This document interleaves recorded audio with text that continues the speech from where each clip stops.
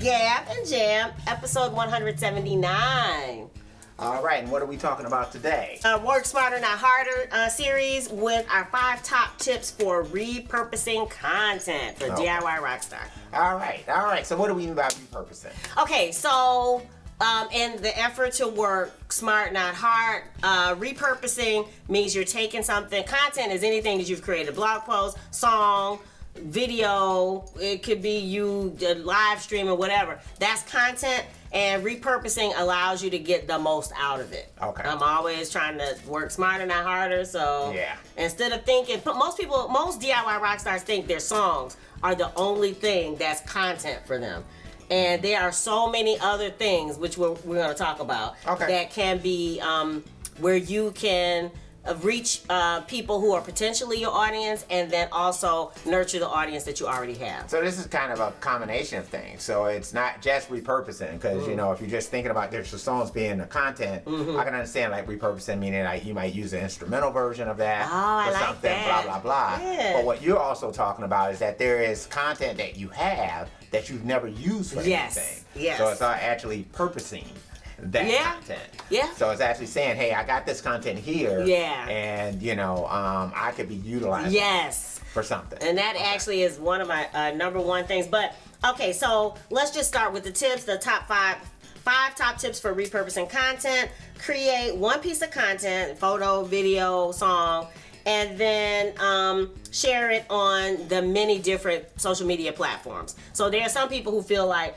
oh, I'm gonna do an Instagram post today. Oh, I'm gonna do another Twitter post, you know, a separate Twitter post. Right. And it's like, if you're on more than one, which you should be, you should check out the episode we talked about that. Right. But you should be on more than one, and why not take that piece of content and share it amongst all of them? Yeah. And some people think, oh, well, I'm gonna hit the same people again, but you probably don't have the same followers. You probably don't, right? Yeah, because some people might not spend as much time on one you know platform as another. So and then like what you say, you know, it just all depends on how the platform is kind of set up as far as how your stuff is going to hit different people, even people that you may follow, friend or whatever it might be.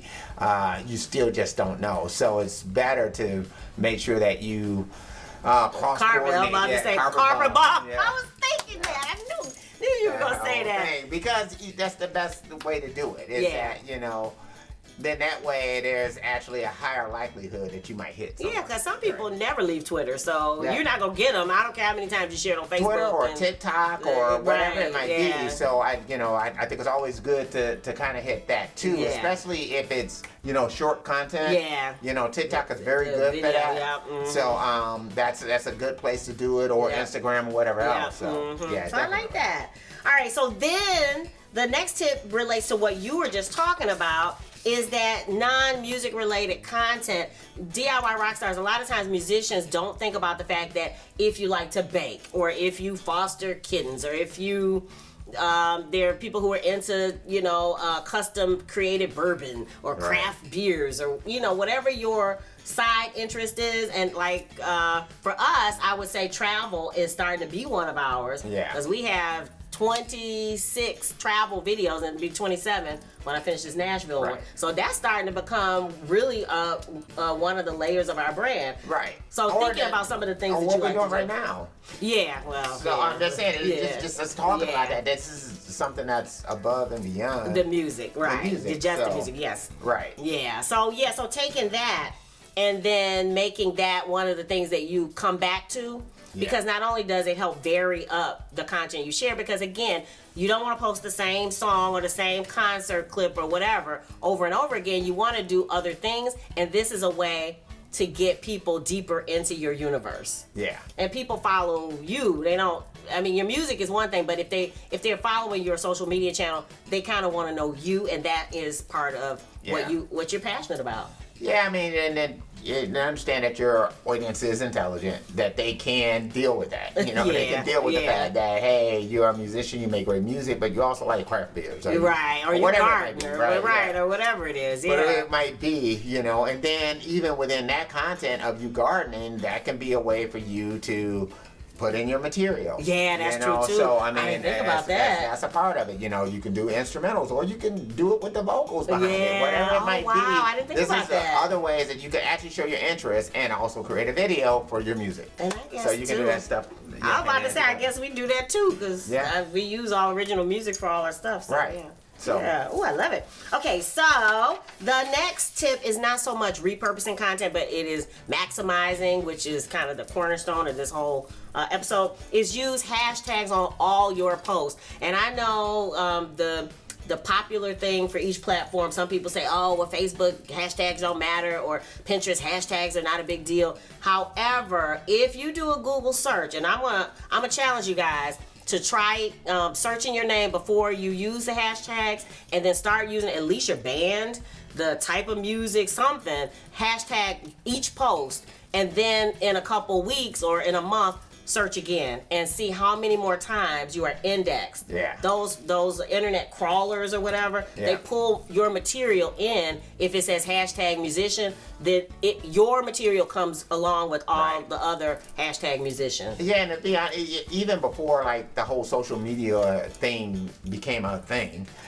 you know, one thing that we used to do was just have a presence on so many different music sites. Oh, so yeah, we might have 3 or 4 songs up on all these different music sites, and so that all of a sudden, just putting in the name Prejippie started to produce a laundry list of sites that you can find stuff on. Yeah. You know, so again, it's all about maximizing your web presence. Yeah. And so hashtags help you to do that. Yeah, for sure. And I use them regardless. And again, some people say, oh, that's old. And I'm still saying when I search, I see an incremental increase based on the fact that there were even some posts on Facebook. And it's like, oh, I thought you said Facebook, you don't get the hashtag. It doesn't count, but it did. So. And so people always think about, like, if you have a name, whatever it might be, like a name like Prejippie or whatever else, as far as it becoming a trademark or part of your brand. Part of the thing is that, you know, like you could run to the trademark office and you could go ahead and trademark a particular name. But if you're not out there actively using it and doing things with it, you know, that means absolutely nothing.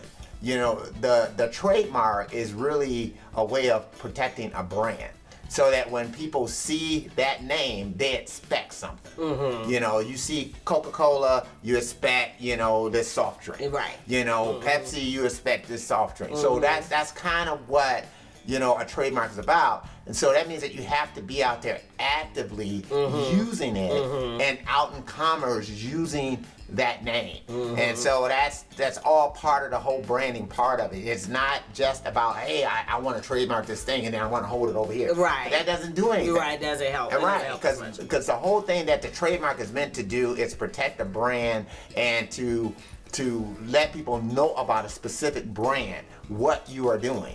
And so this is kind of growing that, because how do they find out what you're doing if they search your name and all of a sudden all this stuff comes up and you affiliate this stuff with that name? That's it.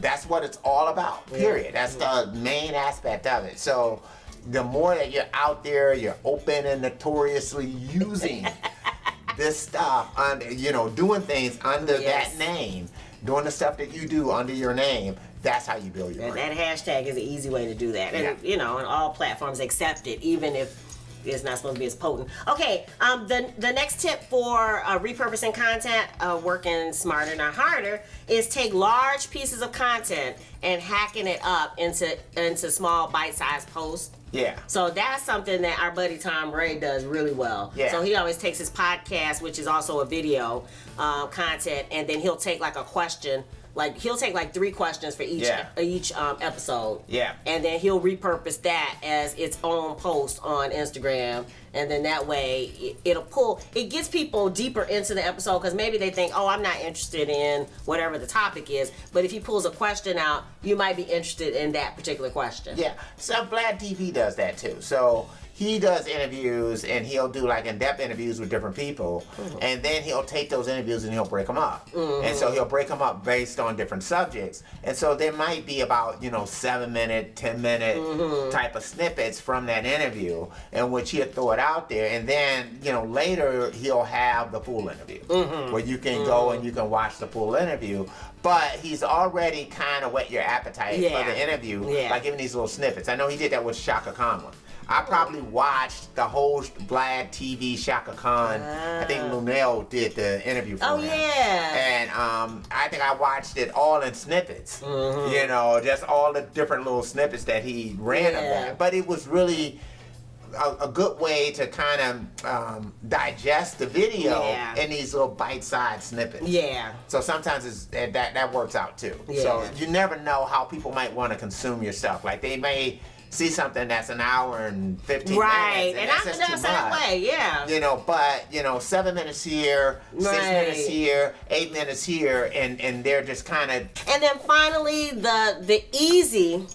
Again, we're working smart, not hard here. The easy way to repurpose content is to repurpose somebody else's content. Yeah. And we do it all the time. If I'm listening to a podcast and it seems like it's tips that I don't want to necessarily recreate the list, or I don't want to make a blog post about it, I will share the actual episode. Hey, this is the Art Juice podcast that it talks about this. This is inspiring to me today. Maybe it's inspiring for you. Yeah. And so I will do that. And there's nothing wrong with that. It introduces your people to folks maybe they didn't know about. Yeah. And then it shows that you're human too, that that you have to find these other things too, other than your own material. You're not just talking to yourself. Right. That you're actually listening and vibing and being inspired by things that are happening.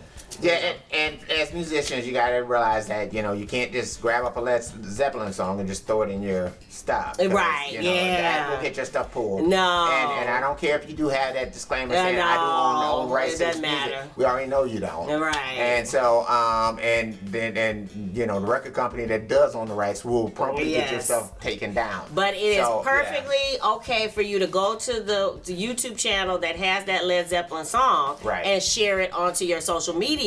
Saying, hey, check out the Led Zeppelin video. Yeah, I mean, their video. And it's best if it's something that's, I think Atlantic Records was what they were, they were on that label. If it comes from Atlantic, that's a lot better to do it, as opposed to somebody else who just decided to just because sometimes their sites get taken down and because their stuff might get taken down by Atlantic Records. So if you can find the actual site, official video, video from whatever artist, whatever else that you're going to link people to, that would be the most preferable way to do it. Yeah, and I love that, because I love other people to share things with me. We learn about folks, from other people sharing. So that is an easy way to work smart and not hard. What do you think? What are some ways you've learned to work smarter and not harder?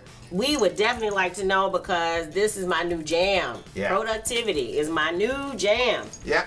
What is going on? As usual, we're still doing Sugar Fit. You can get it from Bandcamp. You can get it from CD Baby. If you want to get the vinyl, again, we're doing something on Patreon, so you can, check out the link below. Get that going on Patreon, and then of course you can stream it everywhere. Yeah, and T-shirts. We got all kinds of merch, all kinds of stickers, all that good stuff. If you dig the vibe, be sure to subscribe. We're wishing you love, peace, and chicken grease.